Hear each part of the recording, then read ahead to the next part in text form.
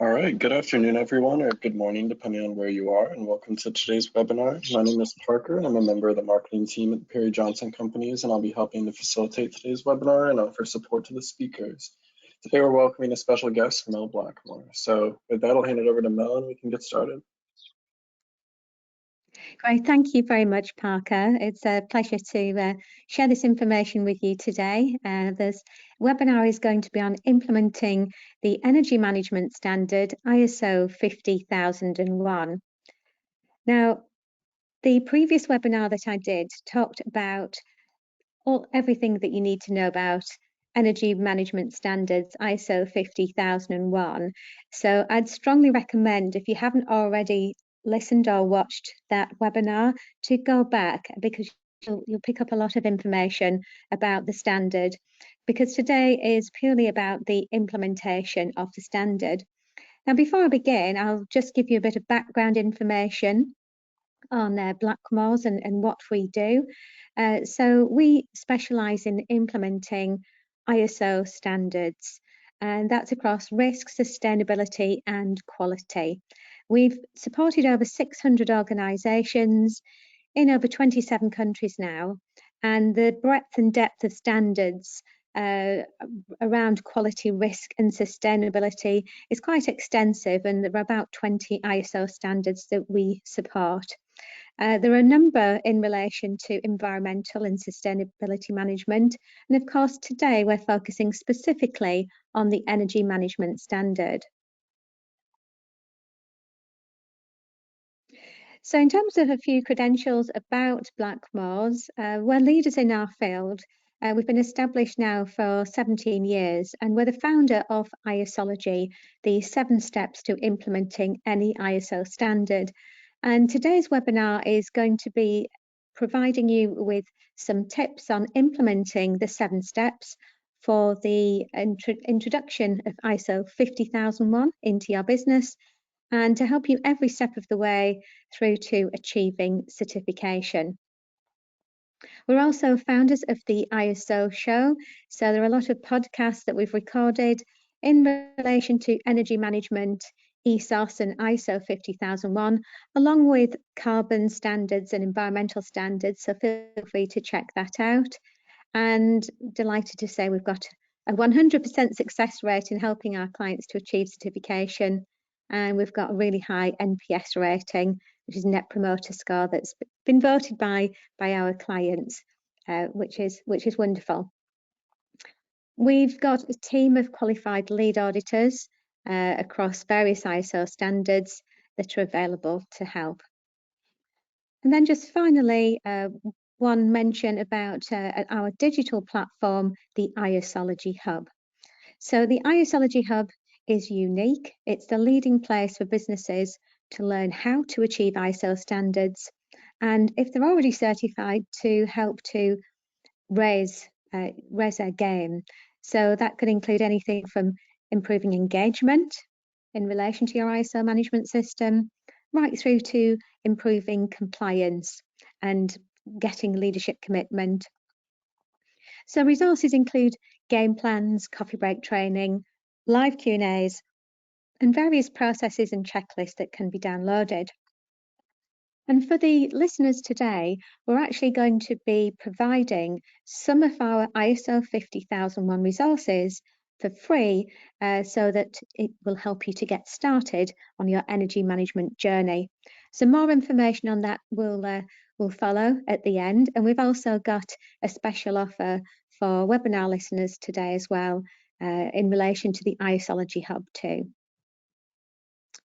So ISO 50001 can apply to a wide range of organisations. These are some of the types of organisations that we've worked with, ranging from airlines through to tech companies, manufacturing, public sector and construction, for example. So let's get on to the subject that you're interested in, which is energy management. So just as a bit of a reminder, this is something I touched on in the previous webinar. Why have an energy management standard? Why is it important today? Well, unless you've had your head buried in the sand over the last few years, you you'll basically know that we are facing a global climate emergency. And action isn't needed next year or in a few years' time. It's needed right now because we're already behind when it comes to tackling this climate emergency. Energy management is particularly relevant for organisations who want to measure their impact and put measures in place to reduce their environmental footprint. So it's particularly relevant to organisations where energy may be their most significant environmental aspect and therefore impact. And quite often that can result in one of the biggest costs in terms of overhead costs, apart from salaries, for their business. So it makes sense, not just from an environmental perspective, but commercially too. And of course, for any organisations that would like to act responsibly, that would like to do the right thing, but don't know where to begin, ISO 50001 provides a global standardised best practice approach. It's been developed by committees across the globe to establish exactly what an environmental management system should be. So let's talk about implementation. So over many years, as a team, we have worked across all industries, as I highlighted earlier. And this also covers businesses of all sizes, from 2 employees right through to multinational organisations with thousands of employees.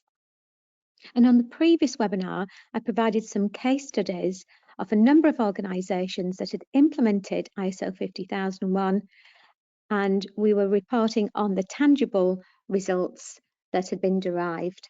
And they were quite significant cost savings and also savings in terms of kilowatt hours and CO2 emissions, which is absolutely fantastic. So today, during the webinar, I'm going to be explaining about the 7 steps to implementing ISO 50001 using our methodology, which is called ISOlogy. So the first step is to plan your project. Then you move on to discovering, to identify what you've got and where the gaps are. And also it's an educational experience in learning what are the requirements of ISO 50001. Then moving into expose, when you're looking at the risks and opportunities associated with energy management.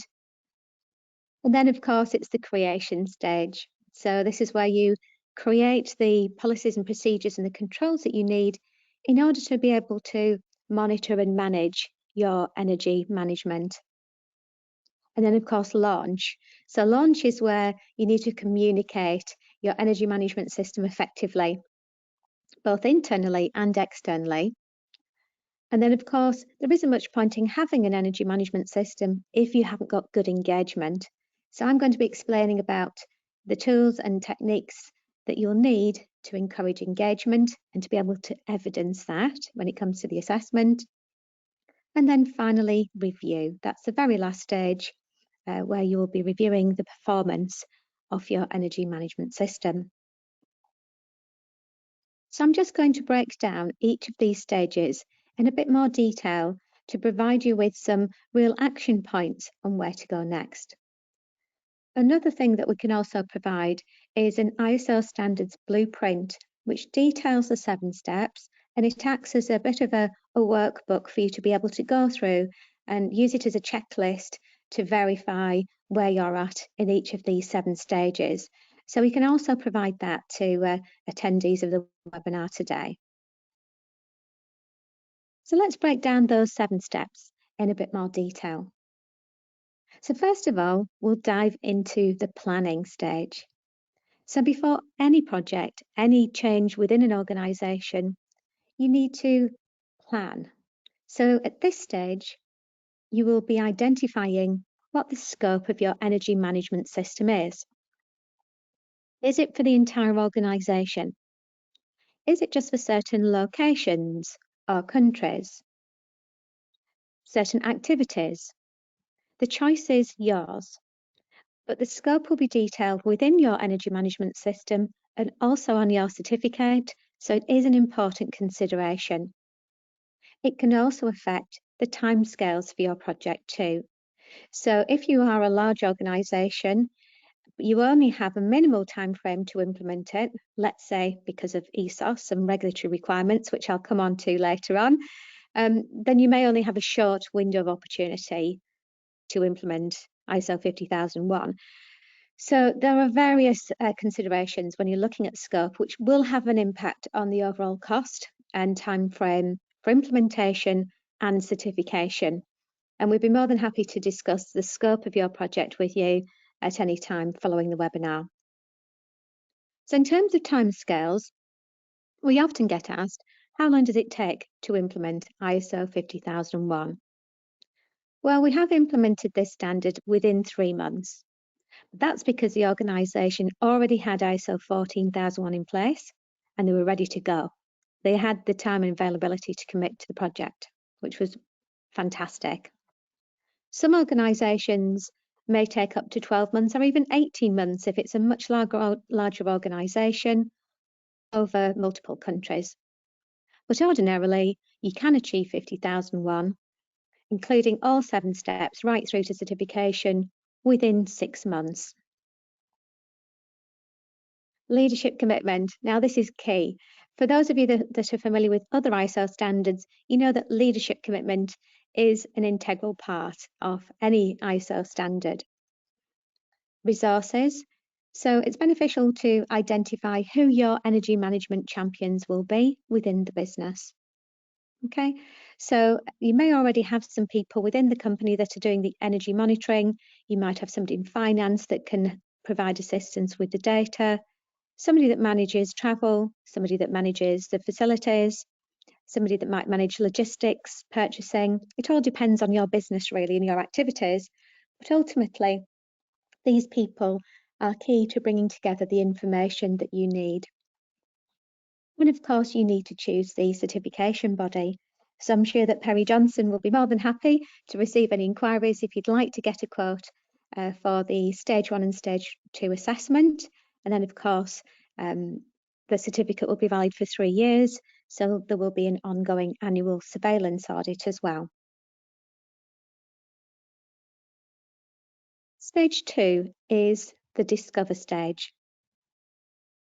So at this stage, you'll be undertaking a gap analysis.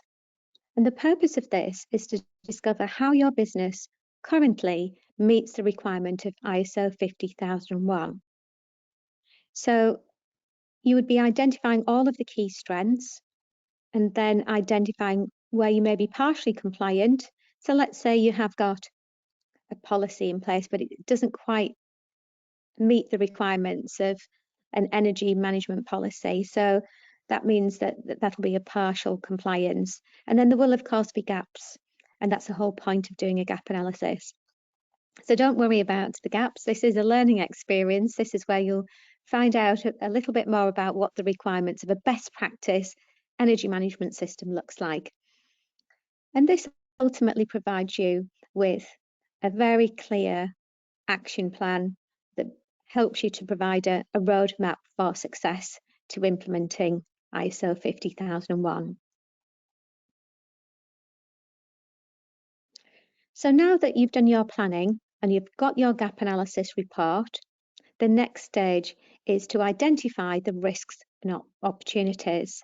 So ultimately, you're exposing where the needs are from the business's perspective in relation to energy management. Now, one of the best tools for doing this is to conduct a SWOT, which is identification of strengths, weaknesses, opportunities, and threats, and also to identify external influencing issues which you may have very little control over, like a pandemic, for example, or the weather. So PESTEL stands for political, economic, social, technological, environmental, and now ethical as well, and then finally legal. So if we just touch on one of those points, legal, you need to identify all the applicable statutory, regulatory and contractual requirements relating to energy management. Okay, so they're Great tools, they're standard management tools that any business can use. But obviously what we're doing here is we'll be looking through the energy lens. You'll see be focused purely on energy within your organisation. Now, of course, if it was just left to your business, it might be fairly easy, but you do have key stakeholders to take into consideration. So stakeholders could include suppliers, clients, also regulatory bodies as well. So it's important that we identify who those key stakeholders are and ensure that we have effective communications with them and that we're complying with their requirements. So let's say in Europe, for example, there is the Energy Saving Opportunity Scheme, ESOS, and there is a body in the UK called the Environment Agency that regulates that. So in each country, there will be regulatory bodies that we need to be aware of, that we need to ensure that we're complying with. And one of the key aspects of the expose stage is actually carrying out an energy review. So this is really looking under the bonnet to understand the ins and outs of your business operations to see how you're using energy, where you're using energy, when you're using energy, because all of these things are costing the environment and your business. So it's important that we have the data so that we can complete a comprehensive review. From that data, we can then establish baseline objectives. And these are fundamentally important because we need to understand not only where we are now, but where we're heading, which makes it really exciting. And this is where you start to see your energy management system actually being put into practice so you can see what the key deliverables are. And that won't happen immediately. That's not going to happen overnight. It could be 6 months, 12 months down the line. But you need to understand what your baseline is to be able to set those objectives. In this particular case, energy performance indicators as well, which is a requirement of the standard. So talking about requirements for standard, moving on to the create stage. When you have your assessment, obviously your assessor will be looking to see what documentation that you've got in terms of policies and procedures, but also the evidence to support that as well. So when it comes to creating your energy management system, there will be key policies and procedures that you need to have in place. And the key to successfully implementing ISO 50001 is to integrate it into your day-to-day business operations. So that could mean that if you've already got a quality management system or health and safety management system, you can weave the energy management system requirements into that. This basically saves a lot of time and effort when it comes to, for example, auditing procedures, because rather than auditing multiple procedures, let's say on internal audits or management review, you've got one procedure. So creating a bespoke system is the best way forward. And if you're a member of the ISology Hub, there are lots of tools and training and techniques to guide you along the way to be able to do that. And of course, you need to have all the necessary templates and documents so that they can be completed in readiness for your assessment. So stage 5 is launch. Now, a lot of businesses kind of skip this bit because they've got the management system documented. It's been uploaded onto, let's say, SharePoint. But the downside to that is that nobody really knows anything about it. Yes, you might send an email to say it's there, but are people actually going to go online to have a look at that and go through and find out a bit more information about it? Probably not. The majority will be, that email will get lost somewhere in the ether with all the other emails. And what we would recommend here is to really take some time to consider how you want to launch your energy management system. And by the way, you don't have to call that. You don't have to call it in an energy management system. It is a bit of a mouthful. I'm getting fed up with saying it already. Yeah, a lot of our clients rebrand their management systems in line with their culture and their branding. But anyway, that's another episode, I think. Another podcast potentially. Sorry, webinar in the making. Sorry, I've just come from recording a podcast. That's why I'm in podcast zone. Sorry about that. So having a clear communications plan with goals and a strategy on how you're going to actually launch and communicate your energy management system is key. That really helps with the engagement part. So in order to be able to demonstrate that your employees have actually got access to the energy management system and that they are complying with it, they're actually using it, we need to be able to capture evidence of compliance. So the best way of doing that is through the internal audits. So you would need to have an internal audit schedule, which maps out all the policies, procedures, and the clauses in the standard that you're auditing against, and then conduct those audits and provide the energy management audit reports. So all of this is evidence in readiness for your assessment. And then last but not least is the review stage. So at this stage, you'll need to collate the data in relation to the energy management activities ready for review. And the management review could actually be a meeting, so that's quite common, and then minutes are taken, or it may be a PowerPoint presentation. It could be in a number of different forms, but the main thing is that you're bringing together data on the performance of energy management, and the leadership team are reviewing that. There does need to be some kind of documentary evidence that that has taken place, because that will also be viewed during your assessment too. So that, in summary, are the 7 steps of ISOlogy. We've taken you from the plan through to discover, expose, create, launch, engage, and review. So if you complete the 7 steps in that order, with the various documentation that you need, it's guaranteed success to achieve certification to ISO 50001. So one of the things I would just like to touch on briefly, because this is very relevant to organisations in Europe, is how 50001 is being used to comply with ESOS. I did go into this in a bit more detail in the previous webinar, so I'll just be brief on this one. Ultimately, ESOS is a requirement for organisations in Europe. It's basically mandatory energy reporting, and you'll fit that criteria if you're located in Europe and have more than 250 employees, or an annual turnover in excess of about £44 million. Okay, but it only applies to organisations in the private sector, not the public sector.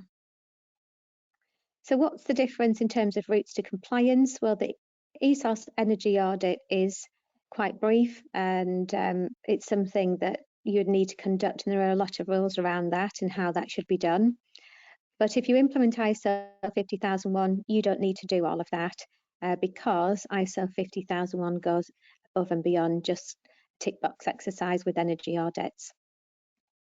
One thing to note that's just changed in the last month is that the phase 3 deadline has been extended from December 2023 to the 5th of June 2024.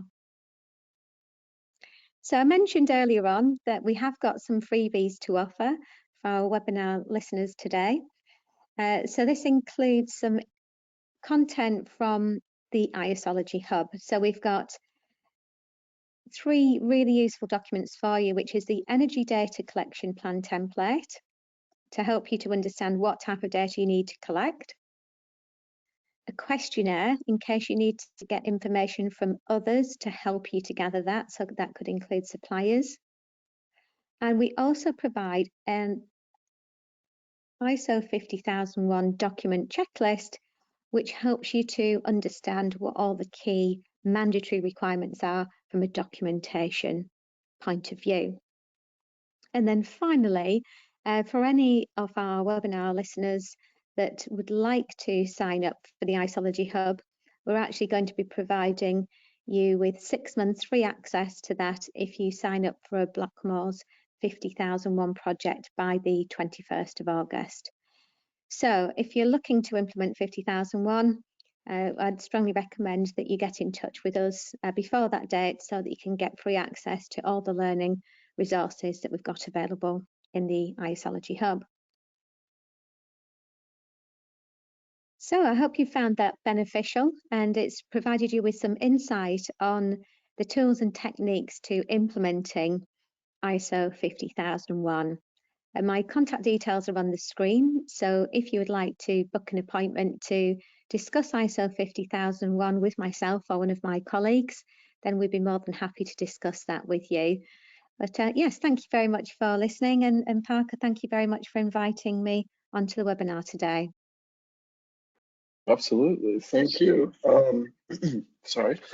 We're going to turn it over to any questions. There's a questions tab on your screen, so I'll wait a few minutes for those to come on in.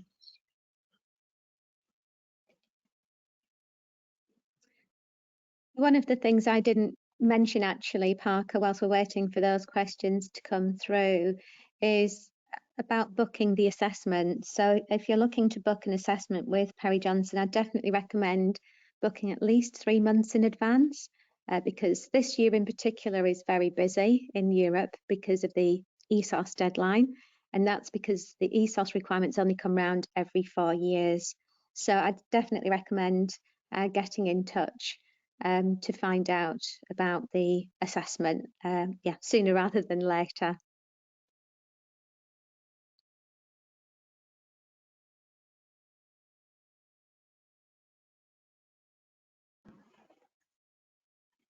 Okay, it doesn't look like we have any questions today, but unless you have anything else, Mel, I'd like to thank everyone for attending and encourage everyone to check out all the free resources that we mentioned today. So thank you, everyone. Thank you.